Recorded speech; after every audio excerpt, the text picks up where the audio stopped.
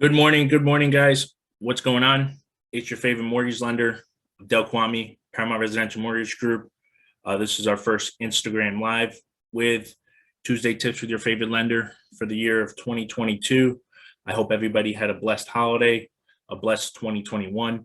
Just wanted to jump on here, kind of discuss the topic for today, which is essentially the topic that's been on a lot of people's mind, and that's essentially if it's better to be renting as we head into the new year with home price appreciations and everything going on, as opposed to buying. So a lot of different statistics as I normally typically throw at us. A lot of different ideas, some things that come to mind in regards to pros and cons when purchasing a home, some statistics in regards to appreciation from both the renting side and the home value side as well. And then I'll allow you to make the decision as to what works best for you. So first, starting out, as always, some statistics that come to mind when we're looking at buying a home is what happened in 2021 comparative in reference to the rental market and home values market and compared to what we're expecting into 2022. So according to apartmentlist.com, since January 2021, the national median rent has actually jumped up by almost 17.8%. So that's a huge jump comparative from, again, January 2021 into January 2022. The national median rent jumped up close to almost 18%. Rent growth from January, generally before the pre-pandemic, averaged an increase from 2017 to 2019 of approximately 2.6%. So we're talking about almost that 6x of what rent values jumped up. So we're going to also talk about home values, but I want us to keep that into consideration. So again, in 2021, rent values actually typically greater rent increased significantly over the last couple of years. So rents are rising fast. And remember, if you're currently renting, depending on the contract that you currently have in place, you don't really have any control over, right? A little different than your mortgage payment, which we're going to discuss. We are expecting that trend to continue into 2022.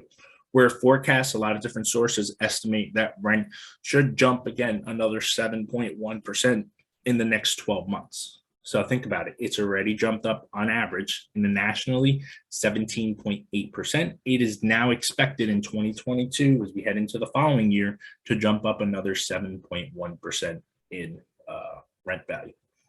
So with that being said, let's also remember, generally people who go on contracts for rental usually are on a on a year-to-year contract, or eventually you go on a month-to-month, depending on the terms.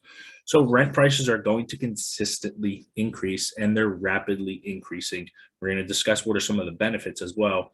And then when we look also at multifamily rentals, that also jumped up another 17.5 year over year. A lot of different factors that come into play, right? We have builders obviously are working within this market.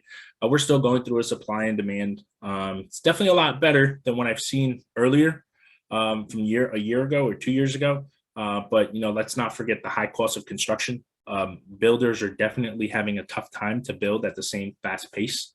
So thereafter, in turn, rent prices will continuously continue to climb, and thereafter even surpass what the home value growth is. So really interesting to see how that turns out.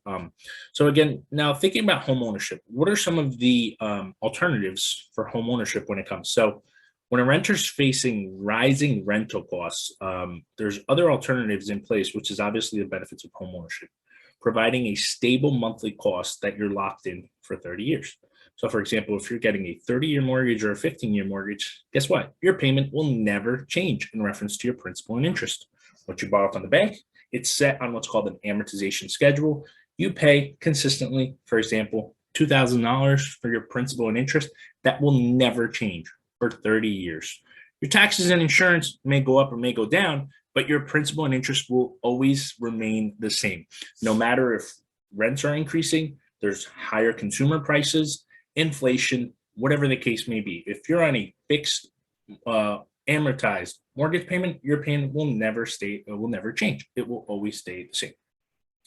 So now taking a look at home appreciation. Home appreciation in 2021 actually jumped up almost 20% in the mid 2021. That's crazy. So literally a home valued in 2020 compared to 2021 jumped up almost 20%. And this is justified home price appreciation. This isn't just, well, I'm just going to list my home for X. And that's one thing I want to clear to everybody. Misconception people have where home values are too high. I don't know if it makes sense to buy. Let's not forget the value must appraise for what you're buying the home for based on the minimum loan to value. So if you're buying a home, it has to appraise for your purchase price or your sale price. Okay. A lot of different things that people were doing, I would say in 2019 and 2020, really in 2020 and 2021, I should say, during the pandemic, was people were waiving appraisal. I'm not really seeing too many requests of that right now. We're seeing a lot more escalation clauses, which is just basically saying you're going to cover it to a certain amount, or just going in there and whatever the shortage is, sellers are either dropping it to whatever the price appraised at or simultaneously reaching an agreement. So houses are appraising, but again, their appreciation jumped up almost 20%. And it's not expected to slow down significantly into this year. Home prices, according to Fannie Mae, are still expected to appreciate almost 7.9%. And then Freddie Mac, these are both the secondary market, are also expecting about a 7% jump as well. So that's great, which means that if you bought a house within the last year or 2 years, you're still expecting that jump of appreciation of at least 7 to 8%, because we're still going through the volatility of the market in regards to supply and demand. Interest rates still being fairly low. We're going to dive into a couple seconds in regards to where interest rates are slowly jumping to. But again, we're looking at similar appreciations for home values from almost 20% of last year and 7% this year. And remember, your payment, though, does not change. So it's a big one. So now when you're looking to make the decision between buying and renting, the most important thing is, do you have a full control understanding of your finances? When you're making the decision between buying or renting, it's not about, your parents telling you, hey, you should buy a home. No, this is something based on your qualifications, from your debt, from your credit, from the income that you have saved up, a stable job, and all those things play a major role in regards to your decision to purchasing a home. So starting off always with the bad, what are some of the cons in regards to buying a house? So in my personal opinion, and not being biased as a mortgage lender, but the cons when you're buying a house is a little bit shorter than the pros, in my opinion. There's a lot of different reasons. Some people tend to prefer to rent. They allow their landlord to manage the larger living space, cutting the grass, shoveling the snow, being able to fix the boiler, heater, so on and so forth. Dealing with taxes, insurance, repairs, and stuff like that will generally be one reason why people generally will choose to rent. But again, a landlord will always simultaneously charge you a higher rent to cover these services and simultaneously, most importantly, make a profit, right? Not doing it for free. Another biggie that a lot of people tend to pretty much choose why they prefer to rent is if you do a lot of traveling. So if you travel for work, so on and so forth, and you necessarily don't have a stable location, and we're going to see a lot of that, right? Because of COVID, then in some instances, maybe renting might make better sense. So you finally have an idea or a comfortable understanding of where you're going to be in place. Less money generally being dished out. In some instances, rent in that case might be cheaper. It may give you a better understanding as to why you would continue to rent. Now, like I had mentioned, rents will increase. Your mortgage payment stays the same with principal and interest. Just a rule to keep in mind. If you're looking to stay, generally it takes a few years to recover the cost of your closing costs, which is true, but simultaneously, let's not forget your entire mortgage payment remains the same, as opposed to your rent can be subjected to increasing. And again, if you have a mobile career where you move around a lot, then again, it might make better sense for you to look into renting than simultaneously buying something where you're necessarily not going to be living in as much. Those are really the three things that I think are some cons from buying a home as opposed to renting. Now, we're going to go into some of the pros of buying a home. So again, every single person knows their own financial understandings. Buying a home is obviously the American dream. Everybody wants to accomplish that and simultaneously purchase a home. Putting a sturdy head over whether you're renting or buying is obviously our initiative to protect our family and so on and so forth. Now, if you run into a situation where you have saved a couple bucks in your pocket, You've simultaneously put your situation where you're able to qualify for a home. You've gone through debt to income requirements. You know your credit score is there. You know you've saved up enough money. You've had the 2-year working history that's generally required to qualify for a home. Some of the benefits when you're buying a home, the most important one we just went over is equity benefits. Like I had just mentioned, if you bought a home in 2020 into 2021, that house jumped up 20%. I've literally seen it with some of my clients. Some of my clients who bought a house with me in 2019 or 2020 reached out to me, whether it was to do a rate and term refinance to drop their interest rate and see the value of their home, or also pull cash out. So many different people on average. CoreLogic says the average homeowner gained almost $56,700 in equity in the last 12 months. And again, guess what? Their payment did not change. It stayed the same. Some of my clients who actually took some money out, because their interest rate systematically dropped, they were almost paying the exact same amount, if not less, taking cash out and then simultaneously being able to finance a little bit more, but their payment staying the same because their rate dropped. So they basically had those savings in place based on the home equity that they just gained. You're not going to gain that benefit as a renter. There's also some cases, this is again, worst case scenario in regards to foreclosures.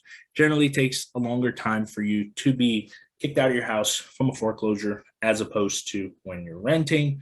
But again, the home value appreciation will simultaneously be able to cover that. And people will tend to sometimes, if you're running into a situation where you can't afford to pay your rent and so on and so forth, guess what? Landlord tenant, they're going to take you to court. They're going to simultaneously put you through rigorous paybacks, right? The landlord tenant court, again, not an attorney, so I don't know, but generally from experience, they're usually more landlord favored. You're going to have to pay. If you're in a situation where you can't afford to pay your mortgage, guess what? You have an out. You could do a short sale. You could simultaneously sell your house. You sell your house, you can actually get rid of whatever you owe the bank. And believe it or not, in some instances, you may actually gain some money back, right? Those are some benefits you keep in mind buying a home as opposed to renting. And then obviously the common ones that come into play, right, is the flexibility when you have your own home, right? You have a dog, you have kids, whatever it is. A lot of places sometimes not friendly. You can make your own home feel like yours, right? Generally, as a renter, you're sometimes restricted. I know back in the day, I used to rent.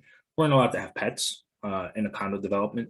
We were very restricted to having a sense of security really in place, right? Being able to choose my own appliances. I used to have to get the landlord's choosing, having my own privacy.